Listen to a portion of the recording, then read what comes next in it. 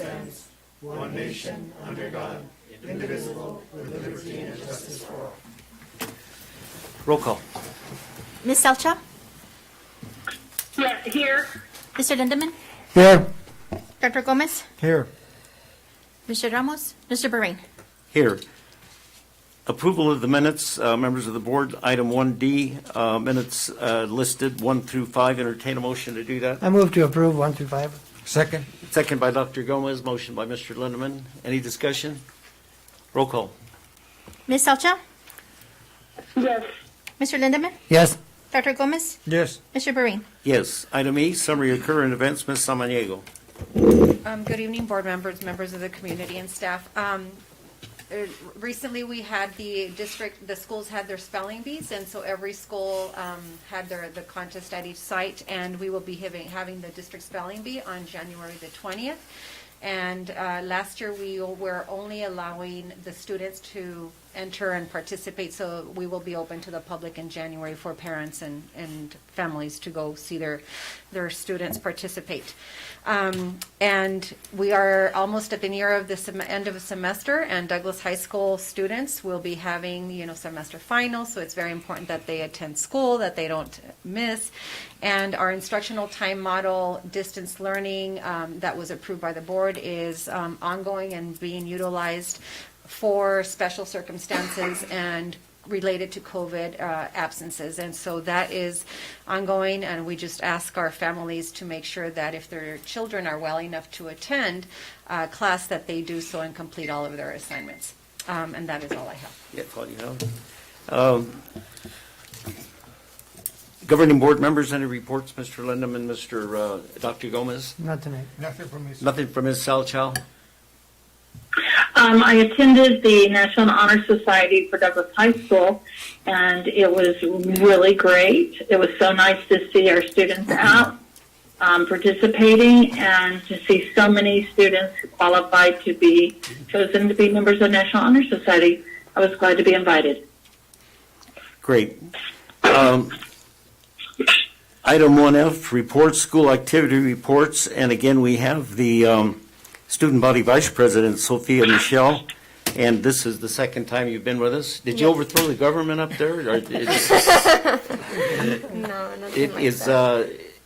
What is the problem with the Student Body Vice President? Is she ill or what? No, she's taking CNA, so she has to be present for that class. CNA class. Okay. Yeah. All right. Give you an opportunity to say more than just that report, so go ahead. All right, thank you. Good evening, Mr. President, members of the board, Superintendent Samaniego, and members of the public. The activity report at DHS and DUSD schools for the month of December is as follows. School highlights. Our DHS art students were able to participate in the Binational Art Walk. They did an amazing job. The community was impressed with their talent, so don't be surprised if you see their artwork in upcoming events and galleries in the near future. DHS sent Mercedes Rangel, class of 2024, off in style as she represented the Douglas Bulldogs in the 2021 Cross Country State Championship. She placed 115th out of 177 entries. We had our NHS induction ceremony, where 54 students were inducted to the National Honor Society. Mrs. Samaniego was this year's guest speaker. Our DHS band and Spirit Line participated and represented DHS in the Douglas Annual Christmas Parade. So here's a little bit of what's going on in our district. At DHS, the activities and events are as follows. Today, December 7th, the girls' soccer team had a game against Buena, and the boys' soccer did as well at Buena. Tomorrow, December 8th, there will be a wrestling meet at Sahuarita, freshman soccer at Buena. December 9th, boys soccer versus Nogales, girls soccer at Nogales, and girls basketball at Buena. On December 9th, DHS and Cochise College combined band concert. On December 10th will be the 42nd annual Tim Brown Wrestling Invitational, the girls basketball at Benson Holiday Tournament, and from December 10th through December 11th, it would be the 42nd Tim Brown Wrestling Invitational. On December 11th will be the National ACT Testing. December 15, DHS Winter Dance Club Recital. And December 16, the DHS Band, Jazz Band, and Beginning Band Concert. At Rayburn Middle School, On December 14th, Valedictorian Middle School and Huber Bands present their 2021 winter concert, Believe, at 6 p.m. at the high school auditorium. On December 10th will be the first boys basketball home game for Rayburn Middle School against Lehman Academy. At Paul Huber Middle School, congratulations to our school spelling bee winners, Marta Castro, Luis Romo, and Daniela Moreno. On December 15th, there will be a PTSO meeting virtually. At Clausen, in conjunction with Joe Carlson, both of our kindness clubs, sponsored by Elizabeth Hopper, held a food drive during the month of November. A student from each site was chosen to deliver the food to St. Vincent de Paul on November 22nd. We would like to thank all the families who donated and to Mrs. Hopper for organizing the event and for supporting all our students. We have begun our hunt for Holly events, where students helped me find Holly after deciphering a series of clues. At Stevenson, the spelling bee took place on November 17th. First place went to Jose Durazo, 5th grade, with Mrs. Moreno. Second place went to Julice Olivares, 5th grade, with Mrs. Ramirez. Third place to Alan Lopez, 4th grade, with Mrs. Gamo. The Popcorniopolis fundraiser was on December 3rd. Pictures with Santa was on December 7th, and the Kids Corner Christmas Shop was December 6th through the 10th. Joe Carlson. Our spelling bee winners are first place Sylvie Rose, second place Marcos Rios, and third place Remington Prutler. Pictures with Santa will be on December 10th. Kids Corner will be from December 13th to the 17th. Thank you to all our families for the contributions to our joint kindness club food drive with Clausen Elementary. At Sarah Marley had her 2021 spelling bee on Thursday, December 1st. The top 3 finishers were Maya Powell 1st, Alfredo Rojas 2nd, Samantha Figueroa 3rd. We are very proud, not just of the winners, but of everyone who participated this year. Our first quarter awards assembly took place on Tuesday, November 30th, and was attended by over 25 family members. At Ferris, we had our quarter 1 awards assembly. It was great to celebrate our students and their achievements. We had great attendance from our parents and guardians. We are planning and preparing for our winter caroling pageant, which will take place on Monday, December 20th, 2021. Each classroom will be singing 2 Christmas carols for their school and families. The Ferris Spelling Bee Finals will be taking place this week. End of report. Thank you very much. And before we get to Mr. Soto, just a reminder to the board members that at 5:30 we're having a public hearing on the budget, expenditure budget. So promptly at 5:30, you remind me in case we forget. Go ahead, Mr. Soto. Good afternoon, Mr. Board President, board members, community. I have my monthly report for the month of November. You have it in front of you. This one, the M&O has already the number of the budget that we're going to be talking about for the budget revision. I don't know if you have specific questions of this report. I know we're going to get into more detail on the budget revision item. Well, there isn't going to be much discussion during the public hearing, so if there's anything else that board members have any specific questions regarding that expenditure budget, now's the time to ask. Yeah, Mr. President, Mr. Soto, I just wanted to know if you can put in a nutshell what the revisions were. The revisions, again, we're going to be talking about that more in detail there, but it's typically we do a revision in the month of December because of the fluctuation in enrollment. As of right now, we lost a few students according to what we adopted the budget, but now it seems like we're gaining, so it's like a roller coaster kind of thing right now, but we have to do the revision about that because not only affects the M&O budget, but it also affects the capital side of it. And also the budget reflects the increase for the minimum wage for classified people in January. So that's also included in that budget. That's mostly the two most things that we're doing on this revision that we're adding to the budget. Okay, thank you. Dr. Gomez, any questions on the budget? Ms. Salchow, do you have any questions regarding Mr. Soto's report? No, I don't. All right, then we'll move right to the human resources staffing update and student enrollment. Ms. Cox is here, so Ms. Samanigo, you're going to do that? Yes, our enrollment is currently at 3,906 students, and with about 91 students who we don't get funding for, and those are our early learning or our preschool students, for a total of 3,906. As far as staffing, there are multiple positions that are posted, both classified and certified positions. So HR is still receiving applicants. Our positions are going to be vacant until filled, and so we have a few teaching positions still and several classified positions available.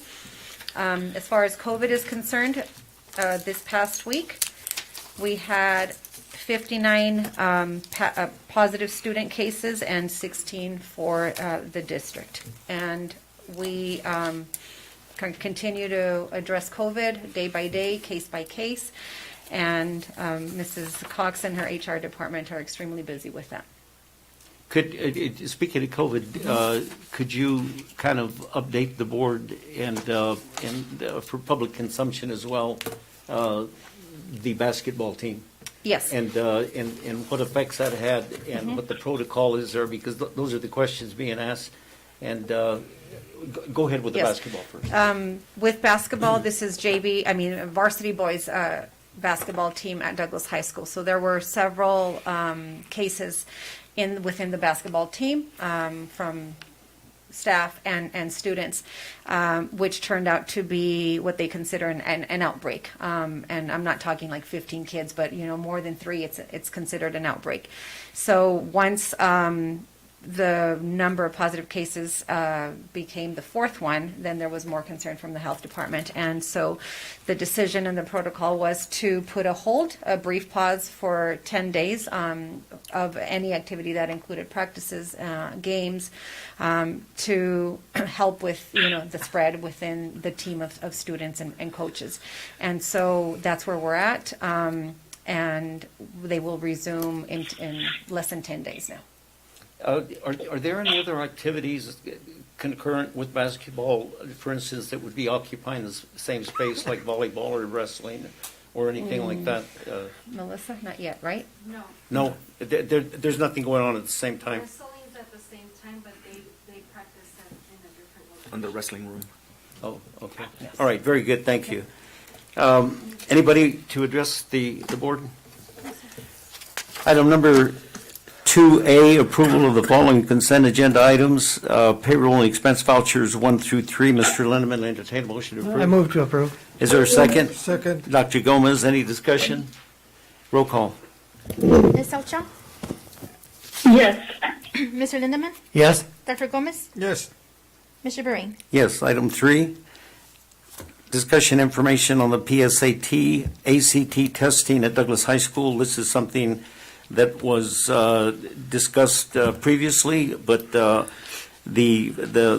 reason for it being on the agenda as an item is so that we not only get the report from the high school, but also we can have a discussion regarding that the way it's agended. So, Ms. Melissa, going to do that? Yes. Okay, Ms. Rodriguez.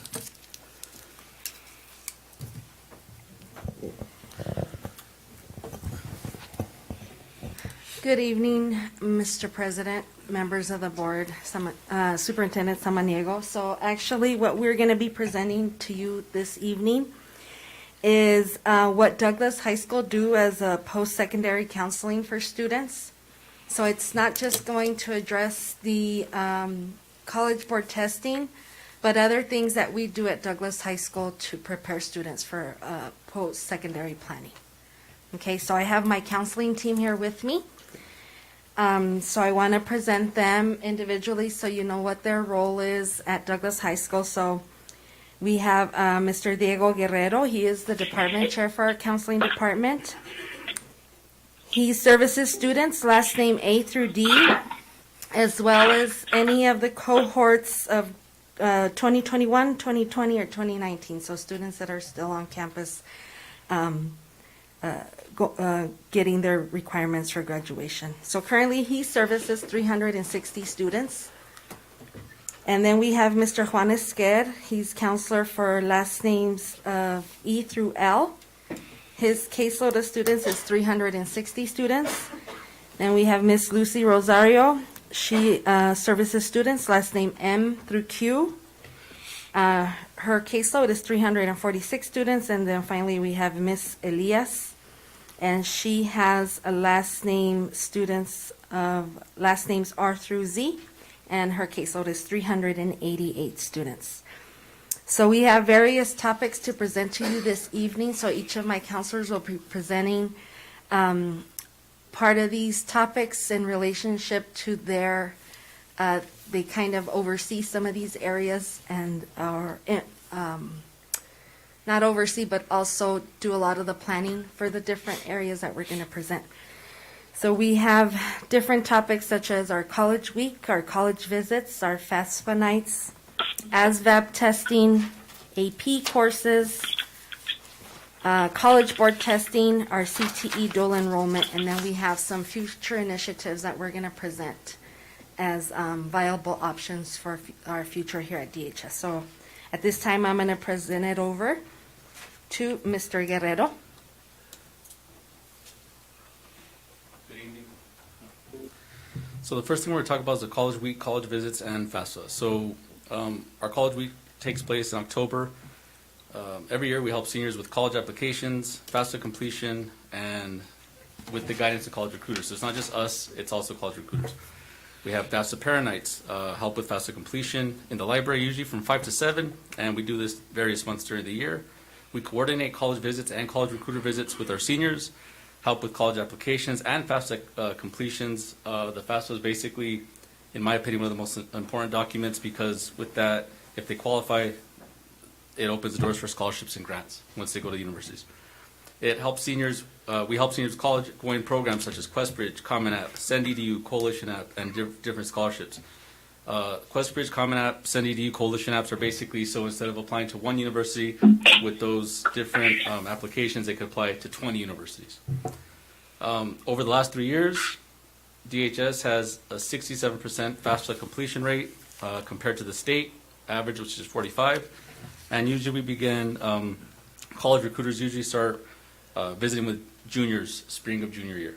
And now that we're here, I would like to thank Coaches College because they help us a lot with all this stuff. Thank you. So now we'll have Mr. Esqued. He'll be talking about Asvab testing, which is our military entrance exam. Okay, so the ASVAB is the military entrance exam. That's another option that we provide our students for post-secondary planning. Any student that wants to join the Army, the Navy, the Marines, the Air Force, National Guard, Reserves, they have to take the ASVAB, and we hold it at Douglas High School. The maximum score of a student that they can get on the ASVAB is a 99. The minimum would be a 31. Obviously, the higher the score, the more job opportunities for them in these branches in the military.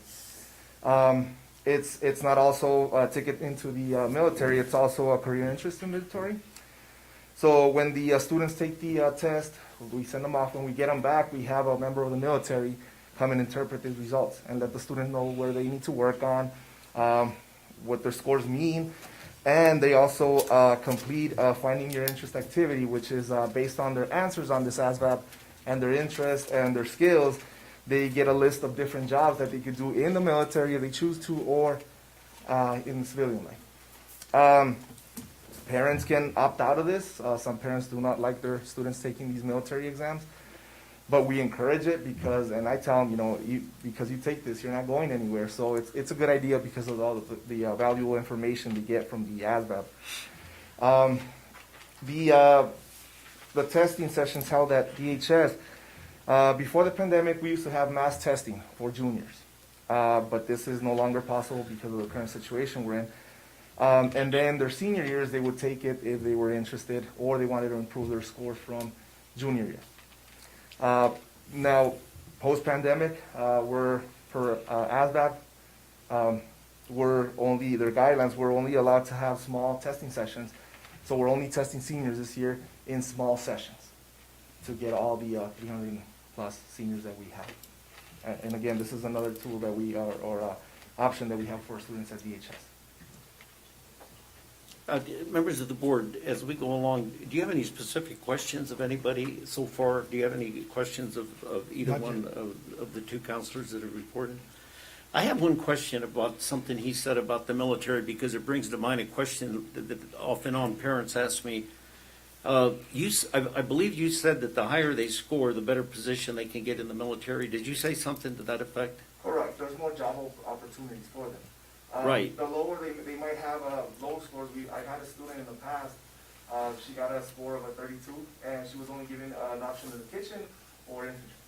So the higher their scores, I mean, they could be engineering, they could do medicine. So the higher the score, they're showing greater skills and knowledge. Is that a commitment made by the armed forces that when they take somebody in as a result of interviewing with the school, that they designate specifically that they're going to be given these positions when they get there? Because I've had two parents just within the last year were very concerned that one went in the Navy and he was promised he was going to be a mechanic, a jet mechanic. And when he got there, they said that his skills weren't good enough for that. Now, you hear all kinds of stories, right? And you divide everything by three. But there's no way you can follow up with that, and they never get back to you to say, I was promised that I was going to be a jet mechanic, and then I got there and they gave me a much lesser position.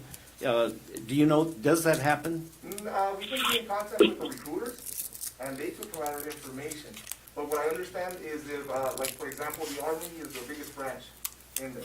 So they usually can offer multiple jobs once they test. They kind of guarantee, but the Air Force, the Marines, they're a little smaller. So they kind of give them less options because there's a lot of those jobs are filled already.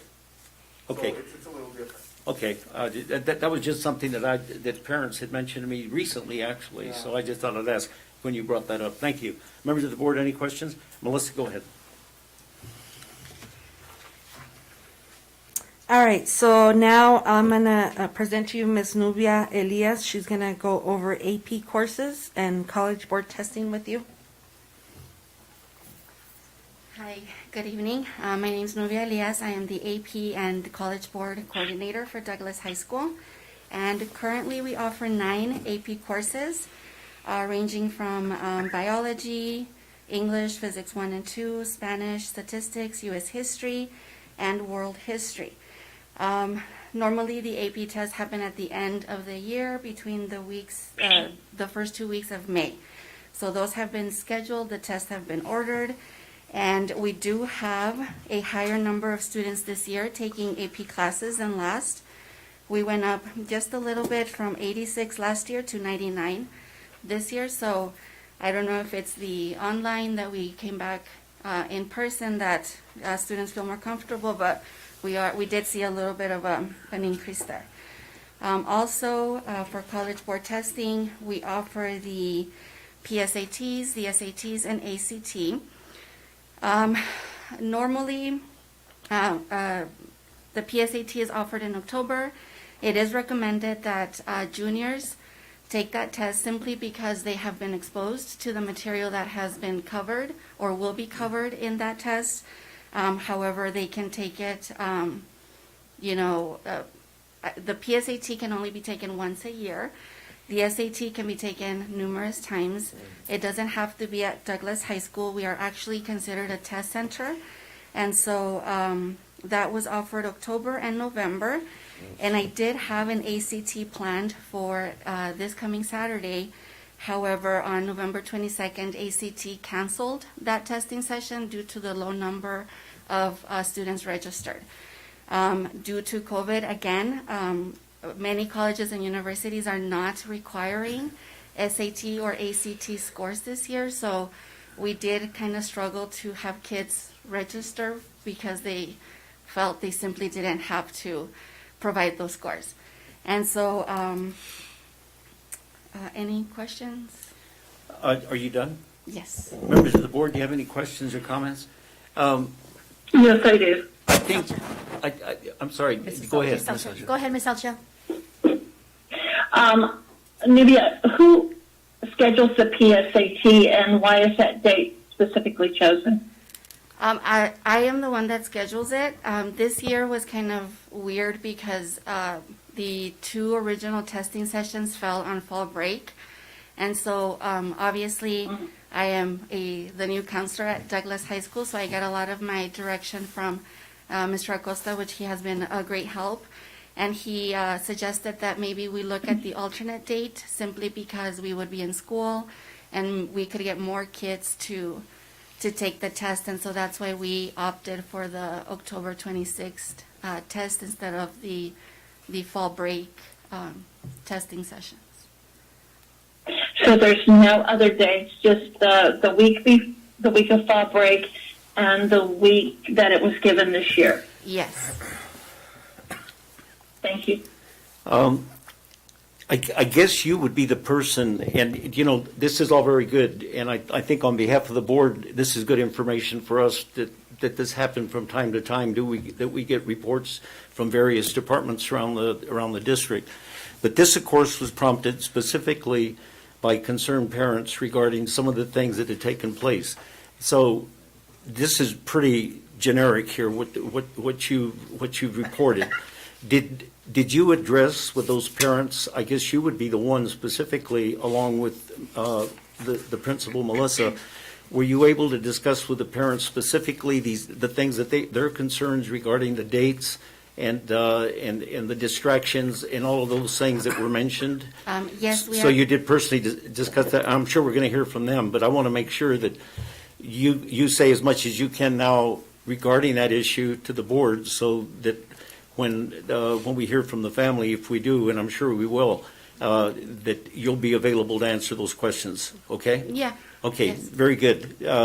So, Melissa, did you have anybody else? We've got about 4 minutes before the public hearing, and we want to take all the time that is necessary, but I don't want to cut anybody off in the middle of anything. So the last item is just to reiterate the Cte Dual Enrollment that we offer at Douglas High School, and Ms. Lucy Rosario will share the programs that we have available at Douglas High School regarding Great. that.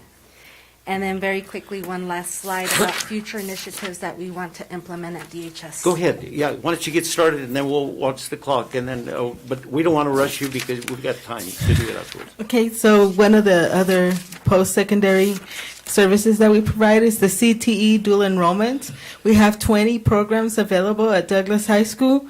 Out of those programs, 8 are currently providing dual credit with Cochise College, and they're the ones with the asterisks: agriculture, CNA, and nursing certification, culinary.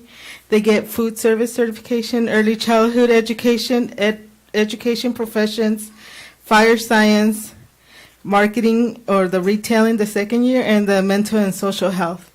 So those are the dual credit. We're also working very closely with Carl Giffer, who does the CTE programming at Cochise College. He comes and talks to our CTE classes so he can recruit some of the students to go to get their certification at Cochise College.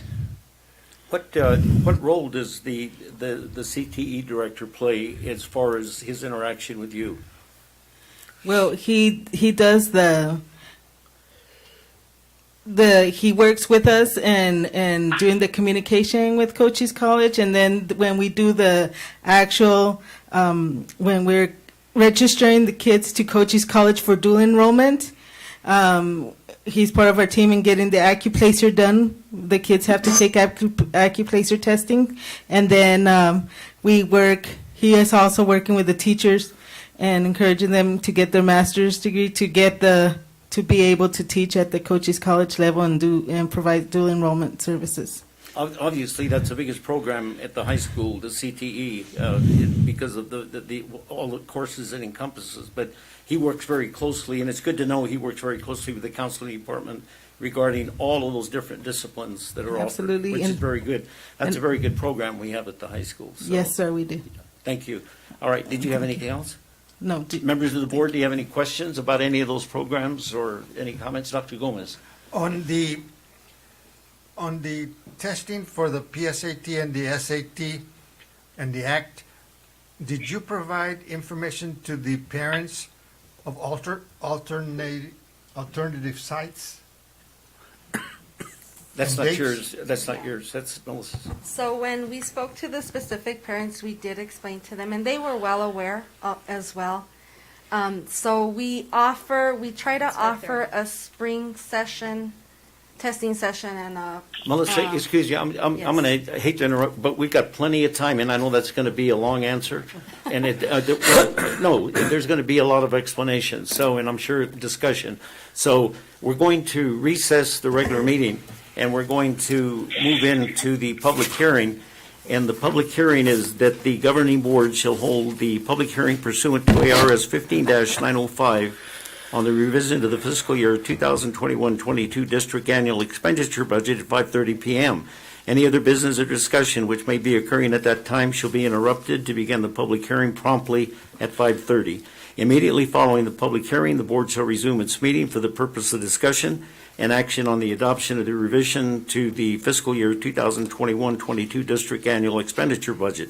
The board will resume its place on the agenda following the adoption of the budget, and that's where we are now. So let's have a roll call for the public hearing. Ms. Salcha? Yes. Mr. Lindemann? Here. Dr. Gomez? Here. Mr. Ramos? Mr. Burry? Yes. So at this time, the governing board and its appointed representatives shall present the budget to persons attending the hearing.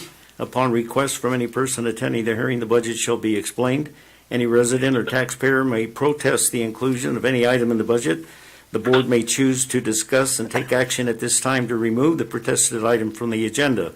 If any member of the board has a conflict of interest defined in ARS 38-502 to the specific item posted, the member shall not vote on that item. So we're in the public hearing now, and it would be beneficial just for a brief overview, again, just a brief overview, and then if there's anybody here wants to address the board, then we're in the public hearing. Sure.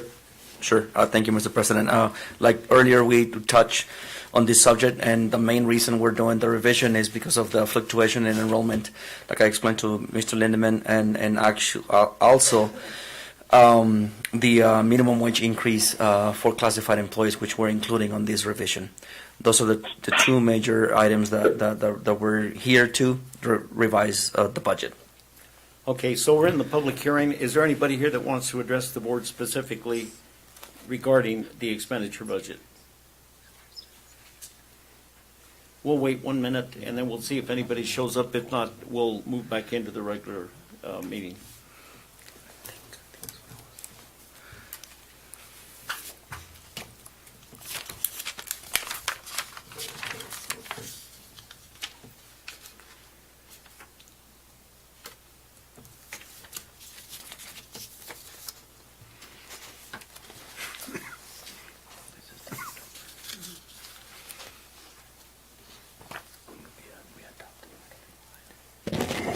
Okay, so obviously there's nobody else that wants to address the board, so we're going to adjourn the public meeting, and we're going to move back into the regular meeting. And Melissa, you can continue on that item that we're discussing, Dr. Gomez's question of the PSAT and ACTs.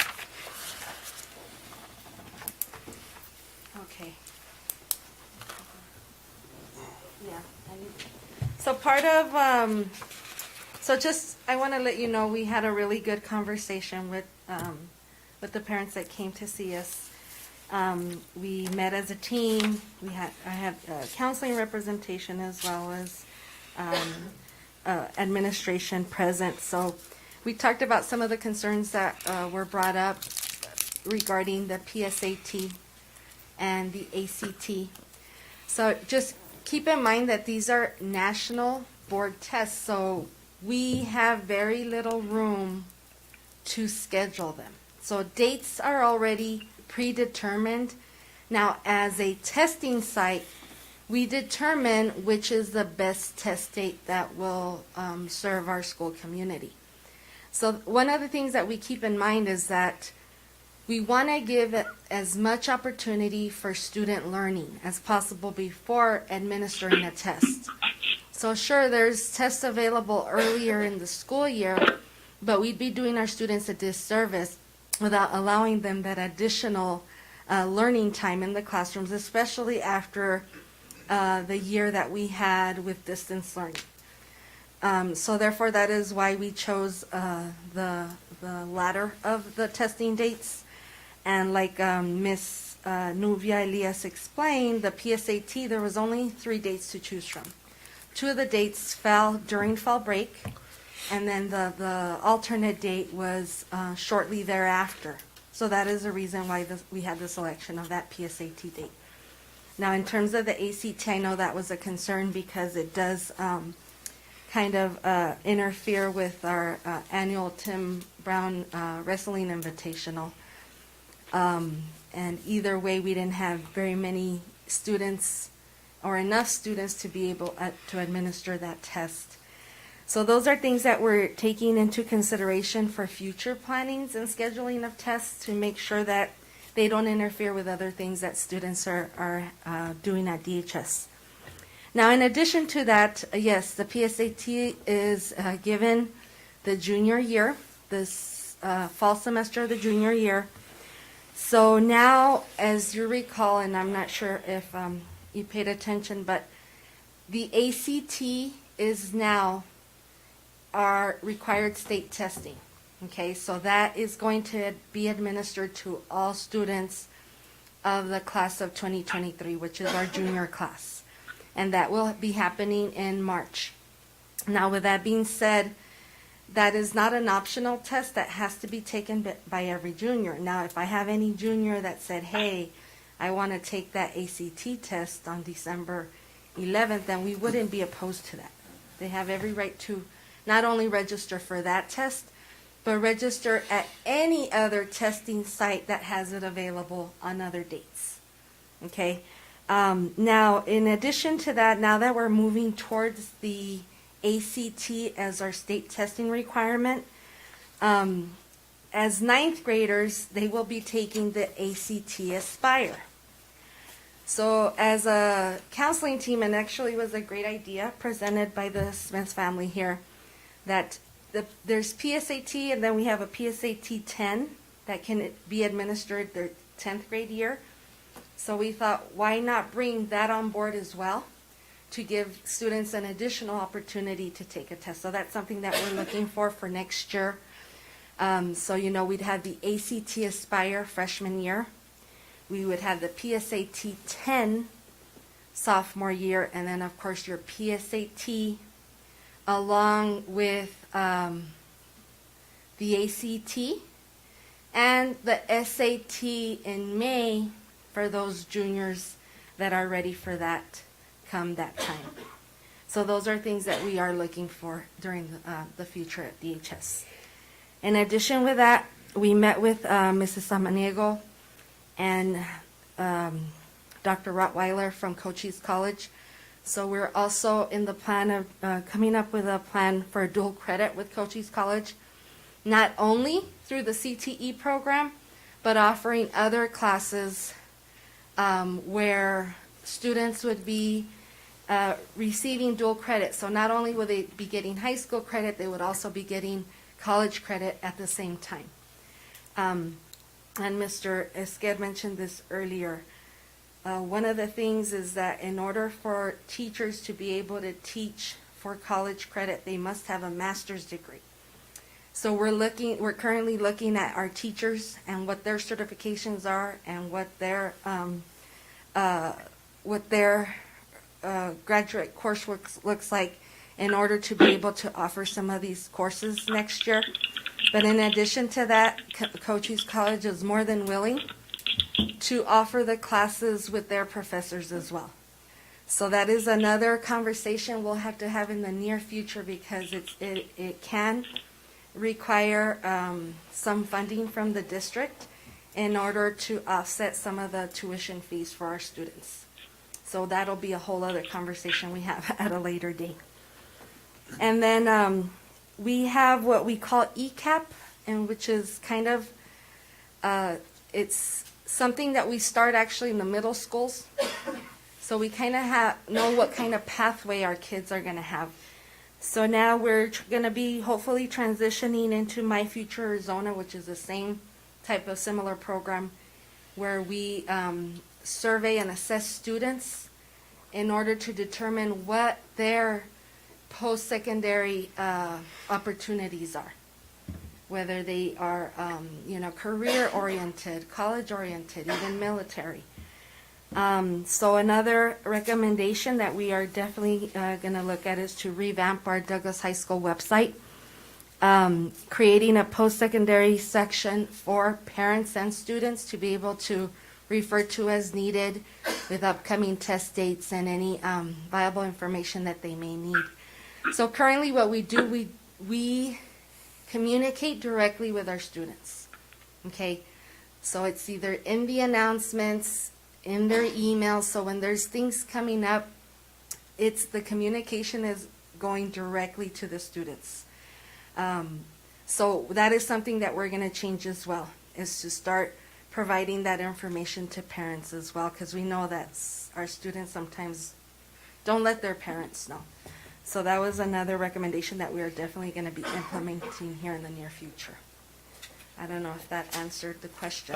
Dr. Gomez, I know that was a lot of information. Did Yeah, that but- answer your question? No. I'll give you an example. Let's say I have a daughter or son at the high school, and you give them a date for the ACT, okay? But let's say something happens, and they can't take it that day. Do you provide alternate sites, like let's say Sierra Vista, or in Tucson, or anything like that, where they could make an application so they could go take the test there? So on the website, they can choose from different sites. That's Yes, all I they needed can. to know. Okay.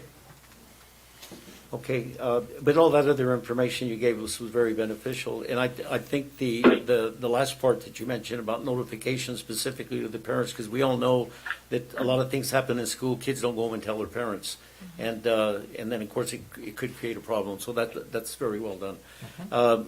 Ms. Samaniego, the administration have anything want to add or? Yes, and I think in going back into the concerns brought forth to this board, the areas that I kind of narrowed it down to was choice and opportunities for students and bringing those choice and opportunities to them. And Melissa, I think, is with the help of the parents and making these recommendations. I feel a lot of times, if parents are not actively involved in their own education and not the ones seeking the support from their counselors, many times our students get lost.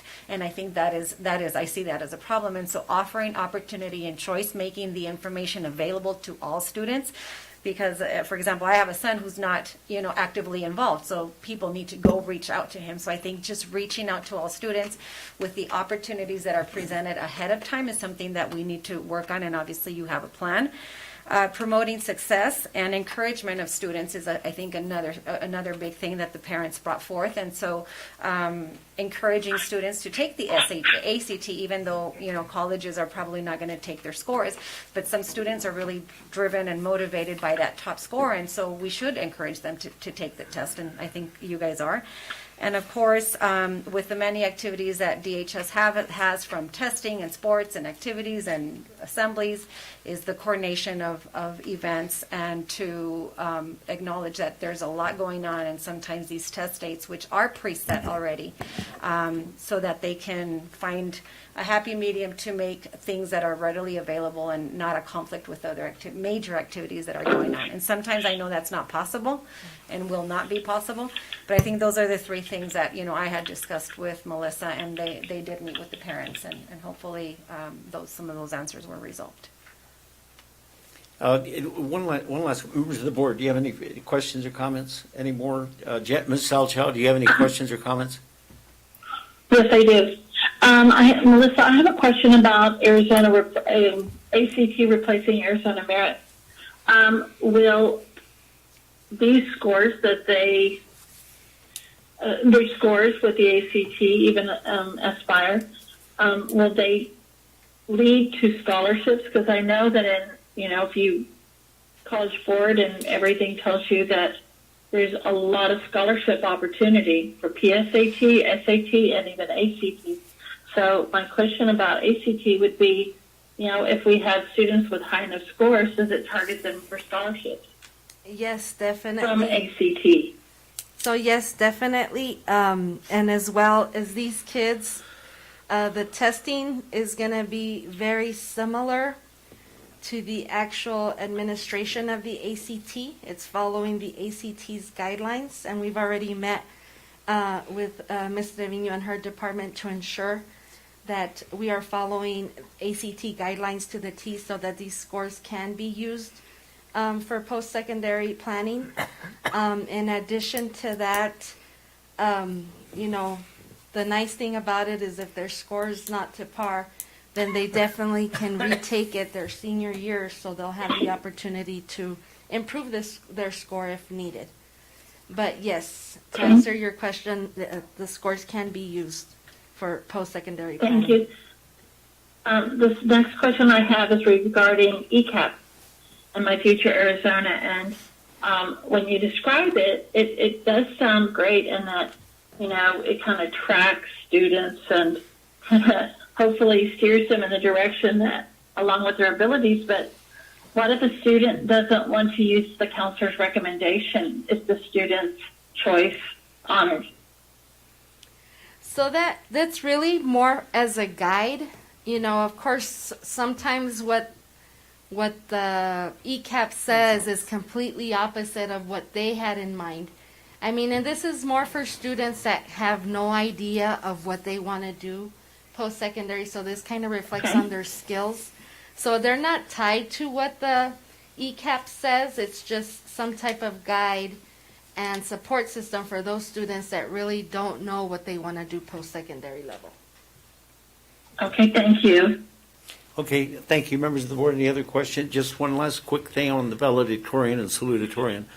You pretty well have that process pretty well defined now, right? I mean, there's hardly any difficulty anymore where you distinguish in the classes and so on. I mean, that's pretty well defined and everybody understands, Yes. the parents understand how that works and everything. Thank you very much, Melissa. Do you have anything else on that subject? No. Thank you very much. That was a very good report, very informative, and we appreciate it, and we should do it more often with things of that nature. Does anybody else want to address the board regarding that item?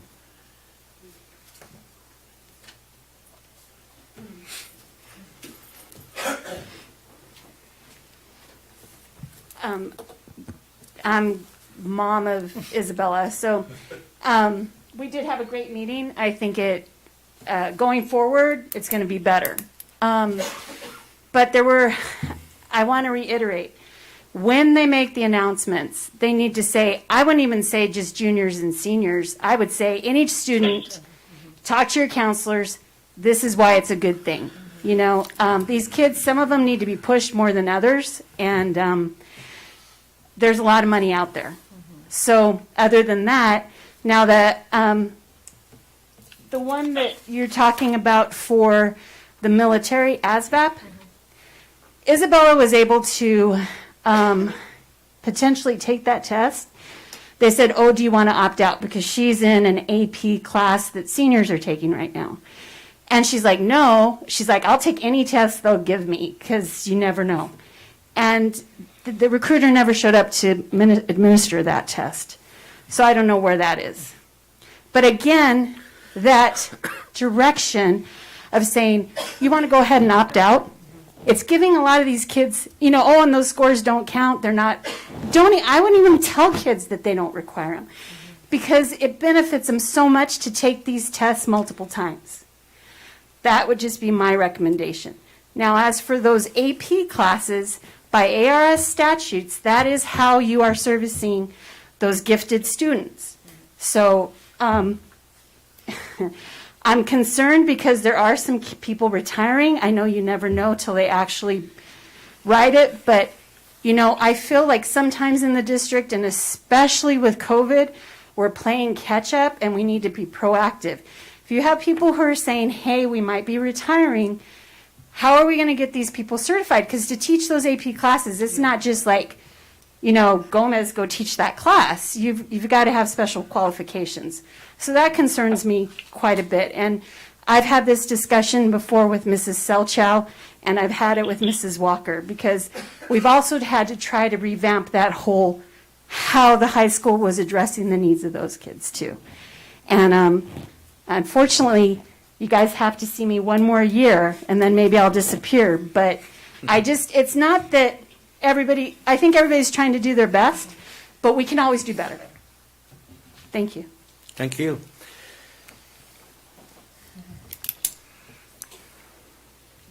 Kevin, was that the spokesperson for the family? Okay. She pretty much got it. Okay. All right, thank you. Thank you. All right, we're going to move on now to item 3. B. B. B. B. Yeah, that's right, we did her report, we did Melissa's report. Yeah, That so was- we're on B. Yeah, so, right, let me get back on that, let me get back on that, to make sure we got that. All right, discussion action on the approval of certified hires. Entertain a motion to approve. Mr. President, I would like to recuse myself on this item. Okay, for the record, Okay, well, then I move that we adopt the approval of the certified hires listed in is there a second? Yes, I second. Thank you. All right, any discussion? Ms. Samaniego, anything you want to point out? Or? No, as presented, and I do want to congratulate one of the new hires, Luis Daniel. I am very proud of Luis, and kind of going off what Mrs. Gomez said, is we've got to be prepared and push even our employees to get certified. This is a kid who is a Douglas High School graduate, struggled in school himself, and got a job as an IA in ESS, and through multiple principals that he had motivated him to go back to school, and he is just now completing his bachelor's in special education, and so we're presenting him for hire. So we're very proud of Luis. Okay, thank you so much for that. All right, we have a motion on the floor. Roll call. Ms. Salcha? Yes. Dr. Gomez? yes. Mr. Breen? Yes. Item C, discussion action on the approval of classified hires. Entertain a motion to approve. I move to approve the classified hires. Mr. Lindeman, second. Second. Dr. Gomez, any discussion by the administration? No, as presented.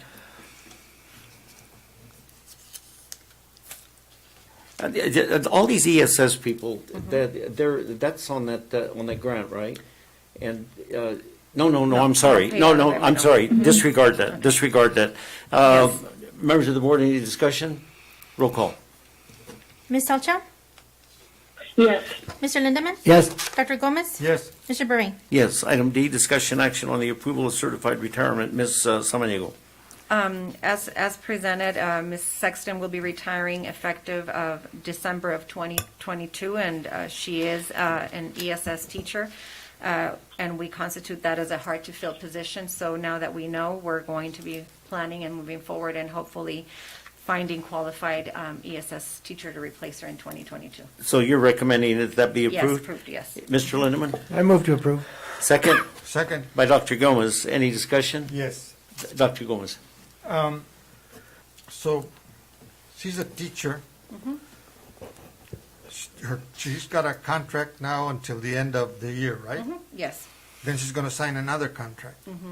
Now, the other contract that she's going to sign is only for 6 months? Yes. Because she'll be retiring in, unless she rescinds ahead of time. Okay. Roll call. Ms. Salcha? Yes. Mr. Lindeman? Yes. Dr. Gomez? Yes. Mr. Breen? Yes. Item E, action on the approval of classified resignations. I'll entertain a motion to approve. Move to approve. Is there a second? Second. Second by Dr. Gomez. Discussion. As presented, and you are seeing Mrs. Wendy Barra resign from ESSIA because she is also starting her student teaching. So we're also very proud of her. She can't do her student teaching and be employed at the same time. So we are very proud of Wendy, who began as an IA and did other jobs in the community, and now will be completing her student teaching and her degree. Yeah, and I echo that. Congratulations to her because she has come a long way with a lot of dedication and I'm sure sacrifice. So we have a motion on the floor. Yes, sir. Roll call. Ms. Salcha? Yes. Mr. Lindeman? Yes. Dr. Gomez? Yes. Mr. Breen? Yes. Item, is that, I don't have any continuity here. We are on F. Yeah, we're on F, but did that include, you had Wendy Pata as a resignation? Yes, because she's resigning from her ESS IA position. Yeah, but you had all these other people as well, right? Yes, yeah. Okay, on the following page, members of the board, I don't know if you saw that or not. Oh, okay. Item F, discussion action on the approval of classified transfers. Ms. Samaniego first, see if there's any. No, as presented, and you have one IA increasing of hours and another employee who's going from one department to another. Entertain a motion, Mr. Move to Leonard. approve. Is there a second? Second, Dr. Gomez, any discussion? yes. Dr. Gomez. I don't get the connection of maintenance worker to IT technician. Yeah, this is an employee who applied for the position and has, when he entered into the district, he applied at several positions and got his foot in the door into maintenance, but he has other skills above, Gotcha. those Okay. qualifications. All right. Roll call. Ms. Salcho? Yes. Mr. Lindemann? Yes. Dr. Gomez? Yes. Mr. Breen? Yes. Item G, action on the approval of increase in hours. Entertain a motion to approve Move to approve. by Mr. Lindemann, second. Second, Dr. Gomez. Ms. Samaniego. And that's just as presented, it's just increase of 1 hour. What's the justification for the increase, just for? Student services. You're adding student services?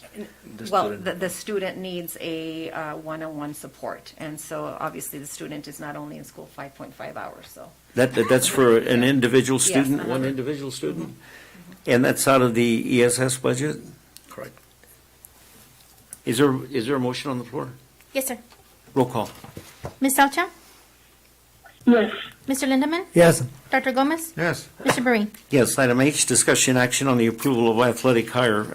Entertain a motion to approve. I move to approve. Dr. Gomez? Yes. Second. Discussion, I thought when we had coaches hired and it's for review by the board to see what their background and their fundamental activities were. Yeah, and That wasn't included in the agenda, was it? No, and I have this here that Alma put in here. So this is one of our high school teachers, and again, only interim. All 3 positions will be vacant at the end of the year and up for interviews. And so Luis Rivera is a teacher at Douglas High School. He has extensive background in participating and coaching athletics. He is an experienced soccer player and coach, as well as a former Olympic athlete in track and field. There's no doubt in his qualifications to assist in the coaching soccer position. Okay, good. That's just for our edification there. Roll call. Ms. Salcho? Yes. Mr. Lindemann? Yes. Dr. Gomez? Yes. Mr. Breen? Yes, item I, discussion action on the approval of athletic resignation. Have a motion to approve I move to approve. by Mr. Lindemann, Second, second by Dr. Gomez. Discussion, Ms. Samaniego. As presented, she is resigning from the head coaching tennis position. And we're going to discuss that individual later as well, right? For the teaching position. Right. So future, later in the agenda, we're going to discuss her resignation as well, right, from teaching? Yes. Are you going to, of course, there are no consequences on athletics with No. the exception of administrative, whatever the administration deems appropriate for future application, but we will act on the professional resignation later on in the agenda. Yes. Is there an item, is there a motion on the floor? Roll call. Ms. Salcho? Yes. Mr. Lindemann? Yes. Dr. Gomez? yes. Mr. Breen? Yes, item J, discussion action on the approval of volunteers. Ms. Samaniego. As presented, and including on these are 2 of the student teachers that will be starting in January. And again, I don't want to belabor the point, but background, I think anytime any coaching, the board should be able to see what the background on those individuals is. And we have Even on volunteers? Yeah, even on volunteers. I mean, we don't want them out there just to be decorative. I mean, we want to know if they're actually going to be able to help. I mean, I'm not being critical, but it would be beneficial for us to be able to see what their qualifications are for as a coach. Entertain a motion to I approve. move to approve. Is there a second? Second. By Dr. Gomez. Roll call. Ms. Alcha? Yes. Mr. Lindemann? Yes. Dr. Gomez? Yes. Mr. Breen? Yes, and again, I've got to say this. We've had situations in this district, and not only here but other places, where you have coaches and volunteers that are involved in athletics.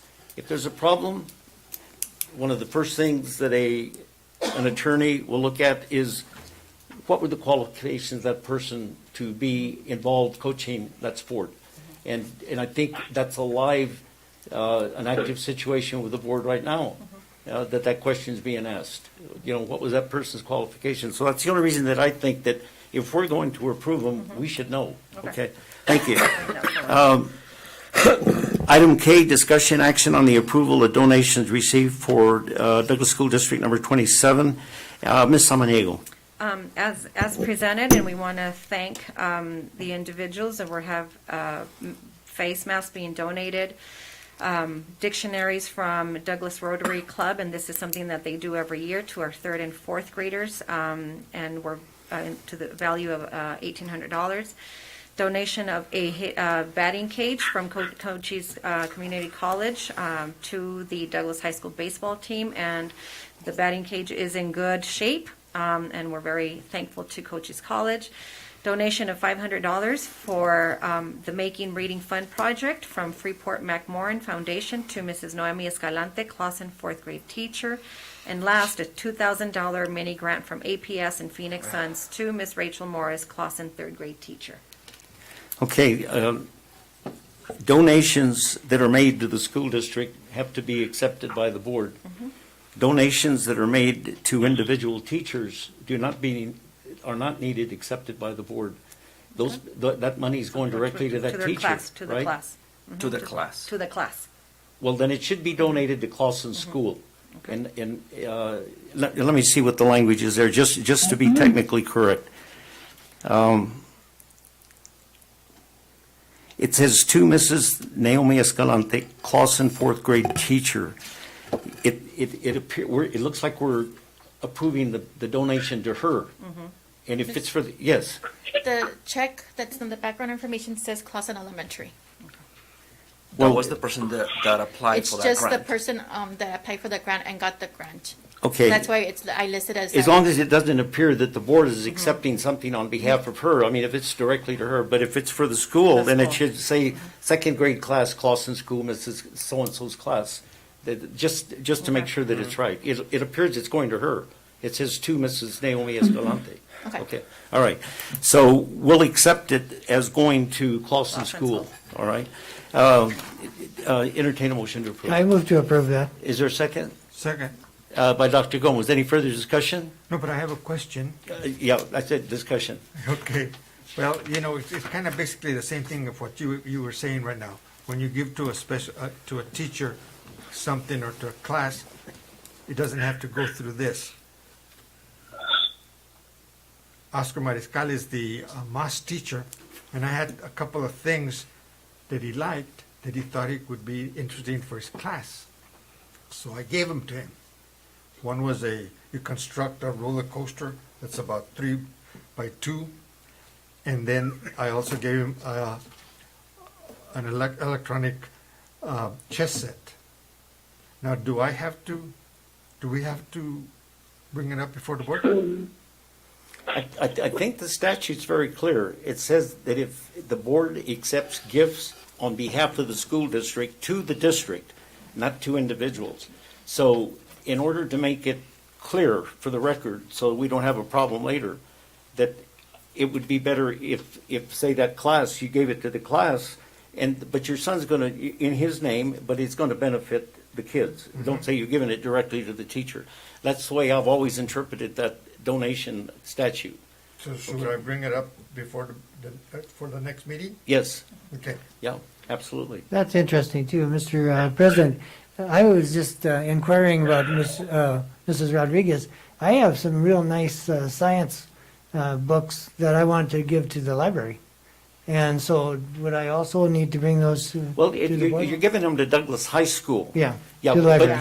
but the only problem that I see, or the concern would be when you list somebody that you're specifically giving them the money. We had a situation a couple of months ago, if you remember, and I think we did it during the agenda meeting. Somebody wanted to specifically give a teacher money, and I forgot what it was. And we had that discussion, and we thought it best not to do it on behalf of the district. Let them just give it to her directly. Okay, yeah, I remember Okay, this, okay. So that's all we just want to make sure, we take it on behalf of the district, okay? Okay. I think Dr. Gomez had something first. Right, I'm here representing Rotary. I'm the treasurer, and to date, we've donated 5,280 dictionaries to the district. We specifically try to give them to third grade because they say that's when you are reading to learn, not learning to read. But we missed last year. So I'm just going to give you a copy of this to show you how many we've given to the district thus far. Okay, great. And thank you very much. Thank you. Okay, Melissa, did you have something? Thank you. So just to clarify, the donations come through the schools, and then we report it to the district to be put on the board agenda for approval. Okay. Yeah, So I can still any bring it. donations, yeah. Then we submit the donations to Alma or to administration, and then it's presented to the board. Just want to clarify that. Okay. And we don't take anything without presenting the donations Okay. to the district. Good to know. Yep, thank you. It's just the law, it's just the way you have to do it. I think, well, we won't bring that up, but I think that the high school did take a few things in the past that were given directly to them on behalf of, from a family given to the high school, and it never came through the board. Well, we'll talk about it. We'll talk about it later. Did we approve that after all my talking? Do I need roll call. I have a motion on the floor? I have a motion, but I need roll call. Did we have the vote? No. Roll call. Ms. Salcha? Yes. Mr. Lindemann? Yes, Dr. Gomez? Yes. Mr. Berain? Yes. Item L, discussion action on the approval of removing the following schools from the ADE school finance system. Ms. Samaniego. I bring this to you, this is just simple routine and recommendation from federal grants management system with ADE.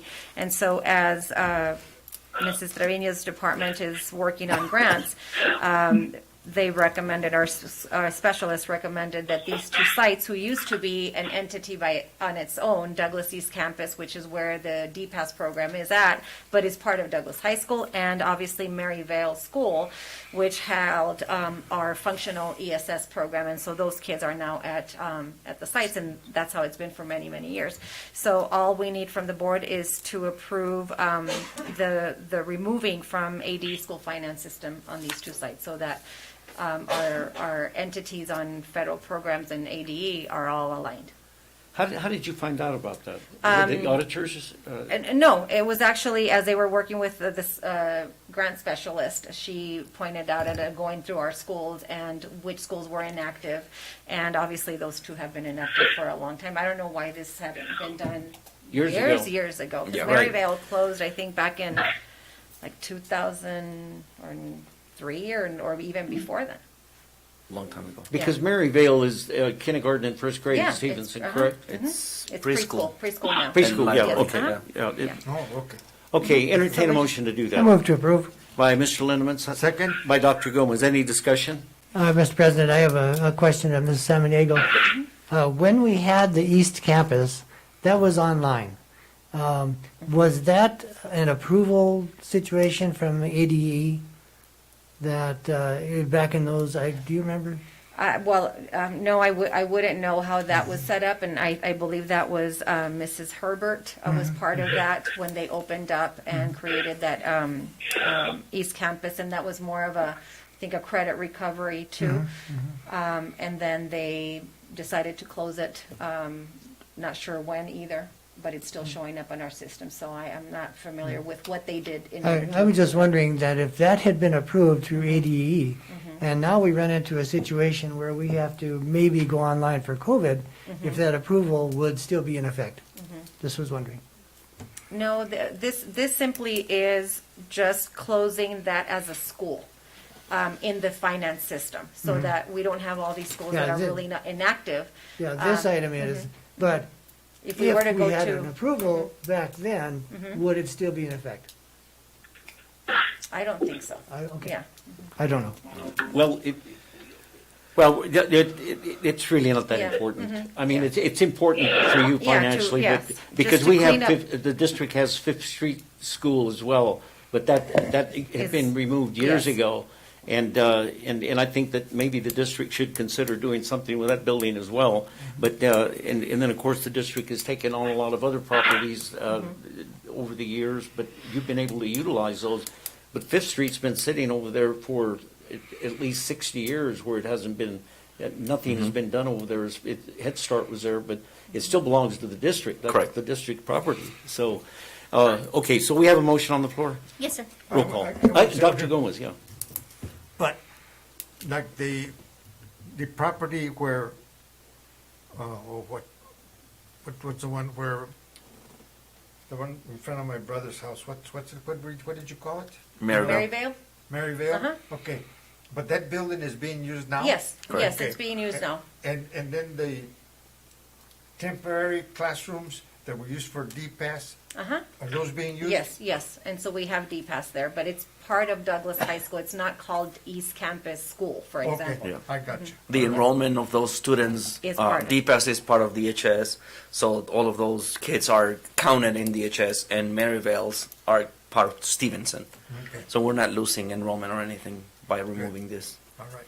Yeah, you know, just historically, Maryvale School was built by a bond, but it wasn't built for Douglas Unified School District students. It was built for the people that are now at the ARC. But they were for the younger kids, and it was named Maryvale after Mrs. Joe Causey.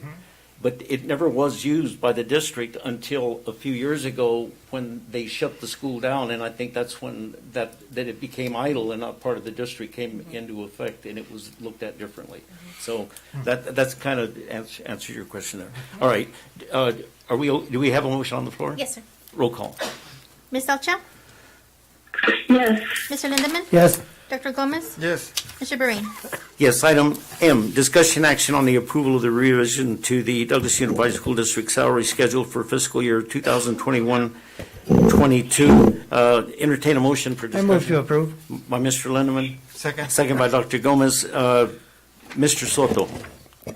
Again, like we talked earlier, we have to have a new classified salary schedule starting in January. So basically what we did is just added all of those 50 cents. The minimum wage increased to $12.80 from $12.15 from past this January. I had already added some, thinking that it wasn't going to be this high of an increase. So the current salary schedule is at $12.30, the minimum wage. But again, the minimum wage by law has to be to $12.80. So all of the categories on that classified salary schedule were up 50 cents each. So like we said, all of the classified employees are going to have that 50 cents increase starting in January. Any questions? Any questions, members of the board? Well, I'm sure we'll have some discussion regarding that later when we get into salaries for next year and see how that's going to affect, and what portion that's going to play in whatever the board decides to do. Yeah, exactly, because as we know, the state is planning on increasing that minimum wage. Right. I think the goal is to $15 an hour in 2 more years. So that's going to be a huge impact to the district, yes. Okay, so we have a motion on the floor. There's no more discussion by members of the board? Do we have a motion? Yes, you have a motion. Yeah, Okay. no more discussion. Roll call. Ms. Elcha? Yes. Mr. Lindemann? Yes. Dr. Gomez? Yes, Mr. Bereen? Yes. Item N, discussion action on the approval of the revision of the district annual expenditure budget for the fiscal year 2021-22. That's what we had the public hearing for. And Correct. Mr. Soto. Thank you, Mr. President. Again, it's just a revision. The main reason is that variance in enrollment and and the increase in minimum wage. Everything else stay the same. Any questions? Okay, members of the board. Sorry. I move Any to approve. Entertain a motion to approve. Move to approve. Second? Thank you. Second? By Dr. Gomez. Sorry. Any discussion? Roll call. Ms. Elcha? Yes. Mr. Lindemann? Yes. Dr. Gomez? Yes. Mr. Barin? Yes, item O, discussion action on the approval of student teaching agreement between Douglas Unified School District and the Western Governors University. Ms. Samaniego. As presented, we brought this agreement before for other student teachers, so it's the same agreement, just for a different candidate this time. Entertain a motion to approve. Move to approve. By Mr. Lindemann. Second. Second. By Dr. Gomez. Any further discussion or any further explanation on that? No. Roll call. Ms. Elcha? Yes. Mr. Lindemann? Yes. Dr. Gomez? Yes. Mr. Barin? Yes. Item P, discussion action on the approval of the employee staffing agreement between Douglas Unified School District 27 and Educational Services, Inc. Ms. Samaniego.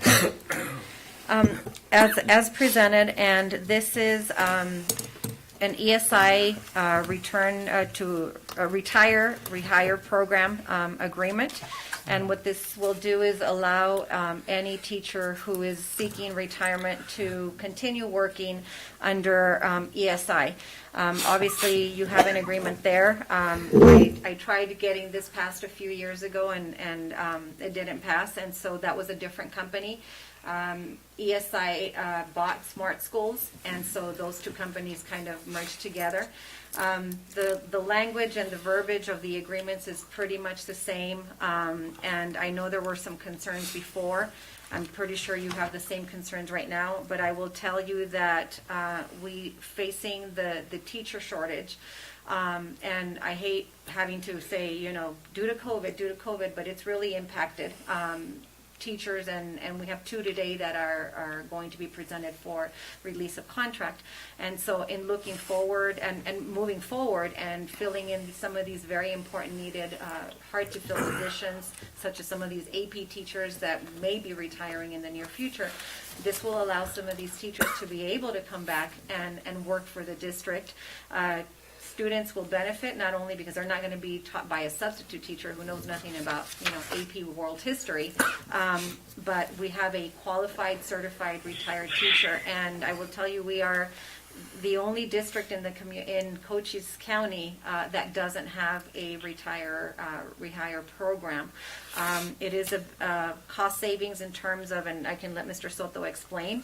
I know the concerns before were, number one, that retiree who is employed by ESI is their employee. They're not employed by us, but this agreement will allow that collaboration for us to work under the terms of the agreement with ESI and hire these individuals. Sorry, Alma. They are their employees, and so one of the concerns was the fact, and it's in the agreement, that the person hired under ESI can give them 30 days notice and finish their employment with ESI. And what happens to DUSD is at that time is then we lose a teacher, right?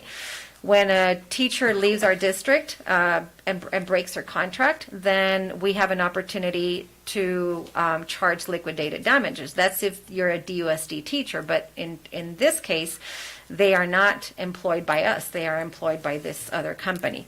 So that is still the same concern or the same language as Smart Schools had. ESI employees can leave within 30 days notice. We can't charge liquidated damages. The company and our attorney has reviewed this multiple times. We've discussed it.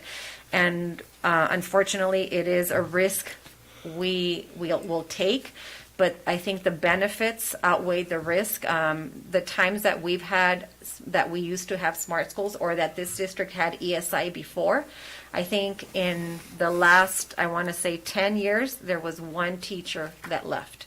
And it was for personal reasons of that sort.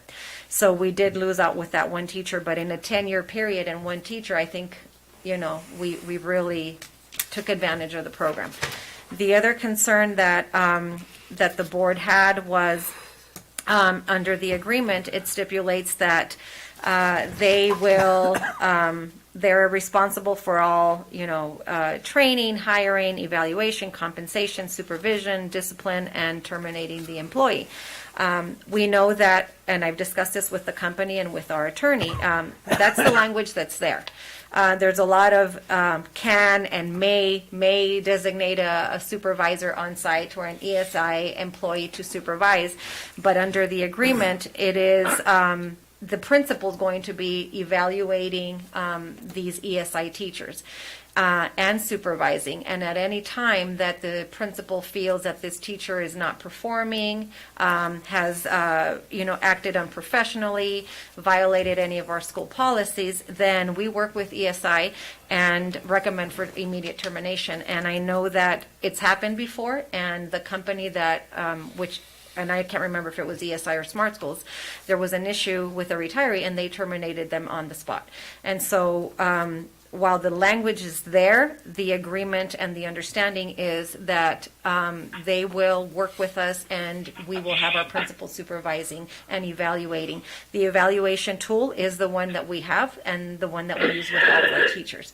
So in terms of those two, while the language is there, and I know it's concerning, and Mr. Bahrain is very strict about what language is in contracts and what kind of binding it forces us to follow. But I think in terms of the benefits that it'll bring to the district with some of the important and crucial vacancies we have, and I know some teachers that we have right now will take advantage of this opportunity. Well, first of all, it's for classified. And No, want to make that clear. Certified. Certified. No classified. Certified. It's not for classified. Not for classified staff. And the reason I say that, board members, is because not only the Douglas Unified School District, but other school districts around the state, it got abused because what happened with classified was people would retire and they'd stay in these jobs over and over and over in classified. And in a community like Douglas, when you continue to hire people that are retired and you don't give any opportunity to people that want to work in the cafeteria or maintenance or anything classified, these people are holding these jobs down and depriving those people, especially younger people, from moving into a higher paying position or even getting a job at best. So we're saying it's for certified and not classified. Mm-hmm. The other thing too is I'm going to vote for it, mm-hmm. but I go along with what you say that the benefits outweigh the risk. But the things that we need to know if we have a problem is that in the recitals, Ms. Samaniego just mentioned it says in collaboration with client, which is Douglas Unified School District, ESI shall supply workers and shall perform the following services: recruit, hire, train, evaluate, compensate, supervise, and discipline. That completely ties our hands. If we have a problem, but I guess we'll deal with it like we did 2 cases before since I've been on the board. The other thing is they also called for what they call a site supervisor, and Ms. Samaniego just said that the principal is going to do that. Well, if ESI wants a site supervisor, they should compensate our principal for doing that. In other words, and of course our principal can't take double pay because they can't draw 2 salaries at the same time within the same working hours. But that to me is not something that is easily affected by us. And then it says that hourly employees is something else that I wanted to clarify. Another recital is hourly employees will not be allowed to accrue comp time. We're not going to hire anybody. But we're not hiring any, and that's in the agreement. It's only okay. certified. We just want to make sure that right. Here's another stipulation in here. It says client has the right, but not the obligation to pre-approve any worker provided by ESI to fill a position for which the contractor ESI has with the client. The client has the right to reject any worker prior to at any time of placement for any lawful reason. But basically, they're saying, if we tell you that we've hired this person and you're our client, you're going to take them, whether we want to or not. You know, that's why we run background risk, checks yes. and all these things. All right, so just pointing these things out, and that's why I was adamantly against it the last time. The liability on it talks about that they shall assume full responsibility for transportation and the insurance coverage as if they were our employee. And I know the attorney looked at it, but you need to point that out specifically to her because it says that they're not responsible. So how do we indemnify them with our insurance? All right. Sure. I'm going to vote for it, and I hope the board votes for it. But I just want to make sure we point this out. And then it says the on-site supervisor that they're supposed to hire. And this is another recital. It says the on-site supervisor may direct the operational and administrative matters relating to the services and may be under the direct supervision of the ESI. If ESI fails to designate an on-site supervisor, workers assigned to perform services for the client shall remain responsible to ESI or their designee. Well, they've never even named a supervisor or a designee. So how does that work? I mean, if there's no, how does that work? You know, this thing is just full of things that I've seen a lot, and then the conflict of interest and all that stuff. I just want to make sure we're sensitive to all that stuff, and that we're forewarned.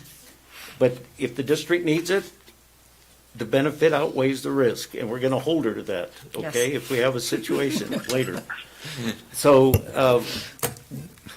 other than that, I'll entertain a motion to approve. I move to approve. I do have a question though, but go ahead. Second? Any discussion? Yeah. Does the ESI pay the benefits then on this too? Or how does that work? Not directly. The employee or the retiree gets the option of getting insurance through them or on their own, but definitely cannot come from us because they're not our employees. Okay. Yeah, that makes So sense. I know they do have Insurance. insurance. They have a plan. I cannot tell you exactly what it is or if it's better. I doubt that it's better than ours. But again, one of the benefits of this program is that these employees, they have to be in that program at least 3 years. That is going to Before they come back. before they can come back to the district. So that's going to save the district those 3 years in insurance that the employee has to pay on their own. Okay. Yeah. Thank Dr. you. Gomez. And I have a question, because you had brought it up last year.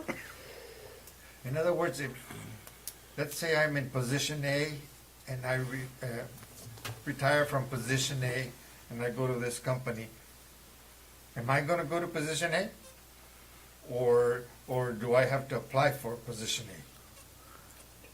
If it's available, I will say. Yeah, normally what happens, Dr. Ed, if this is approved, the company has an informational meeting with any, for any staff who may potentially be seeking retirement and wants to look at the options of retiring. So in my experience, even when I was in HR, when I was a principal that these programs were, normally that person went into that position, but the position has to be posted. We post the position, and anybody can apply for it, including the person who's a retiree going under ESI. And so they do all the paperwork hiring through their HR, but in collaboration with the vacancies and openings that we have, if that answers that question. So the position does get posted.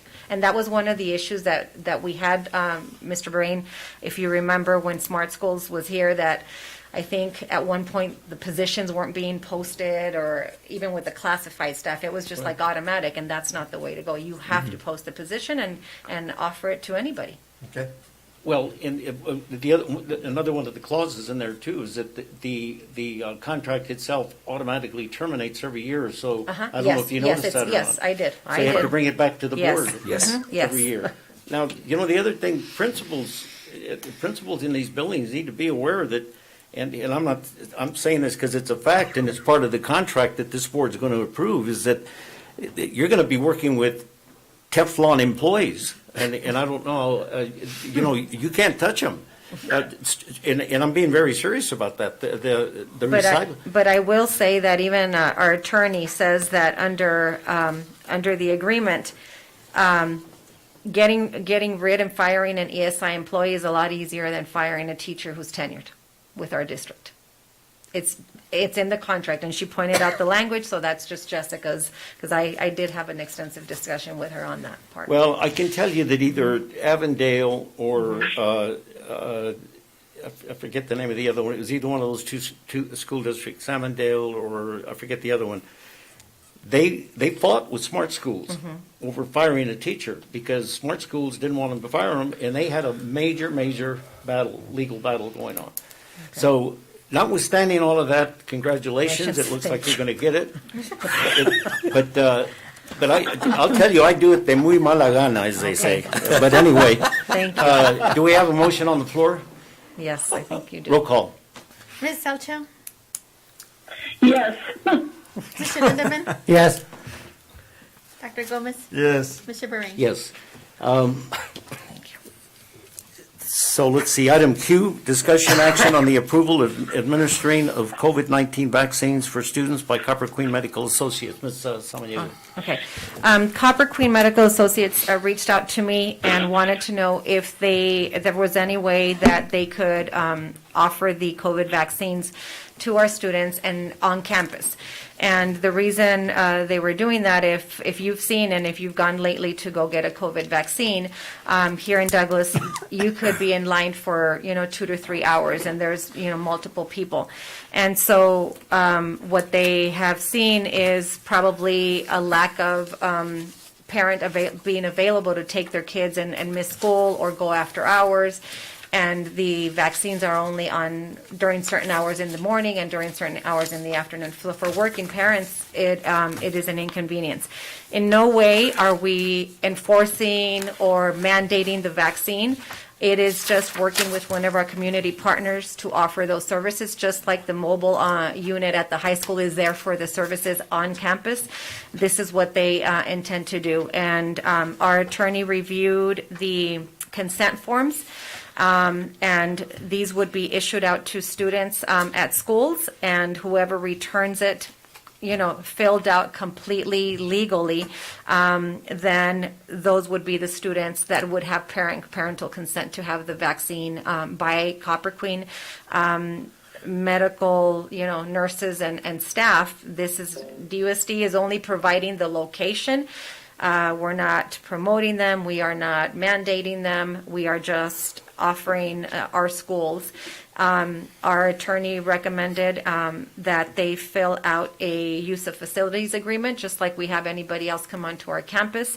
And she doesn't see any problem. And if there will be medical staff there, and they will, if it's approved or not approved, then I will communicate with Copper Queen, and they will start giving me the forms, and we'll issue them, and then work with each school. Depending on the number of forms that were returned, they would have a schedule to go on site. The attorney didn't see in the consent form where there was a problem that the district was being held harmless? No, she did not. She said it was, the consent is there. We are simply the avenue for a medical facility to come and do the vaccine. And I shared with her, I said, we have the Chiricahua mobile unit who is also doing some, medicine and vaccines and appointments for our students. And those kids can go to the mobile unit and be seen by doctors with that consent form. Members of the board. Well, Dr. Gomez. We should get a motion on move to approve. Second? Okay. Dr. Gomez or Mr. Lindemann, go ahead. Yeah, thank you. I'm just wondering, and that was one of my questions. Is this going to conflict with what Chiricahua is already doing? I know they won't worry about it, but now you'll have I don't know. Yeah, no, I don't think so. Pondering or And you know, Chiricahua is also willing to do, you know, like vaccine clinics and things like that. And so Copper Queen was, they were the ones that reached out to me with this idea. And they are already vaccinating or going to some of the charter schools in town. I think they were starting today. So I said, you know, I didn't feel comfortable giving the agreement or the yes myself, and so I said if the board approves it, then we can do it. If not, then parents will just have to go make appointments and go to these clinics to get vaccinated. If they And choose to. are they going to wait to see Yes, before they schedule anything? Yes. Mhm. Okay. Yes. And then my question is Chiricahua doing vaccines at their mobile unit? Not that I'm aware of, Dr. Ed. She did say, Dr. Melk says that they would, because I think you asked her that, or one of you asked her that question, and she says we would be willing to consider it too, but at this point in Moment, time, no. I don't think they are. Okay. Ms. Salchow, do you have any questions? No, I don't. Okay, so, members of the board, are you comfortable with that, with the consent form, the way it's written and everything? Yes. Roll call. Ms. Salcha? Yes. Mr. Lindemann? Yes. Dr. Gomez? Yes. Mr. Burry? Yes. Item R, discussion action on the approval of the preschool curriculum adoption. Ms. Samaniego? As presented, we went, curriculum department went through the whole policy and process in order to bring this for adoption. And after, you know, long time, 60 days, I believe, the committee met, has reviewed. It's been out for a public review. And the recommendation is to bring forth Scholastic Pre-K on My Way as the pre-K curriculum adoption. And this will be funded out of ESSER for a total of $23,760. Entertain a motion to approve. I move to approve. Is there a Second. second? Second by Dr. Gomez. Any further discussion? Roll call. Ms. Salcha? Yes. Mr. Lindemann? Yes. Dr. Gomez? Yes. Mr. Burry? Yes. Item 4A, request for future agenda items, members of the board. Announcements, Ms. Samaniego. We have winter break, December 23rd through the 5th of January. All our district offices will be closed only through the 23rd through December 31st. That includes, you know, transportation, warehouse, maintenance departments. We do have our annual organization meeting on January the 4th. And I believe, Mr. Bahrain, we're going to have our regular meeting on January 11th because we would just be coming back after a vacation. Okay. Is that correct? January 11th, right? Okay. All right. Item 5, executive session. The governing board may vote into executive session pursuant to ARS 38-431.03, subsection A, number 1, for the following personnel matters. A, consideration of a 2020-22 certified teacher to be released from her contract. B, consideration of a 2021-22 certified teacher to be released from her contract. And C, Superintendent Ana C. Samaniego's annual evaluation. Entertain a motion to do that. I move to enter into executive session. Second. Second by Dr. Gomez. Roll call. Ms. Salcha? Yes. Mr. Lindemann? Yes. Dr. Gomez? Yes. Mr. Burry? Yes. We'll be in executive session for however long that takes.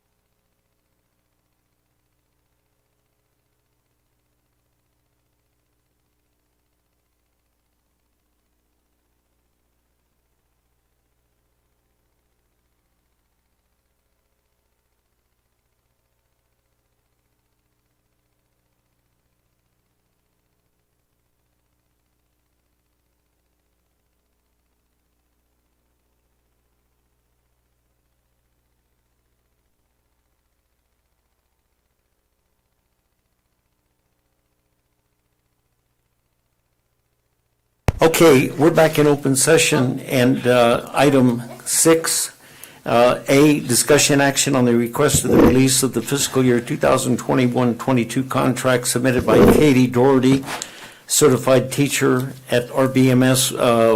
Gentlemen, what's your pleasure? I move to accept the release of contract with liquidated damages of $1,500 and non-rehirable. Is there a second? Second. Second by Dr. Gomez. Any discussion? Roll call. Ms. Salcho? Yes. Mr. Lindemann?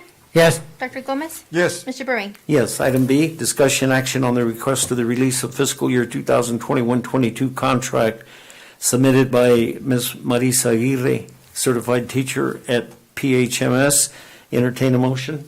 I move to accept the release of contract with liquidated damages of $1,500 and non-rehirable. Second. Second by Dr. Gomez. Discussion? Roll call. Ms. Salcho? Yes. Mr. Lindemann? Yes. Dr. Gomez? Yes. Mr. Bering? Yes. Item C, discussion action to approve Superintendent Ana C. Samaniego's annual evaluation. Accept a motion to approve. I move to approve. Second. Any discussion? Roll call.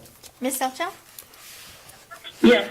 Mr. Lindemann? Yes. Dr. Gomez? Yes. Mr. Bering? Yes, and I might comment that the annual evaluation was very acceptable to the board, and keep up the good work, Ms. Samaniego. Thank you. Thank you. All right. Entertain a motion to adjourn. Move to adjourn. Second. Second by Dr. Gomez. All those in favor? Aye. Aye.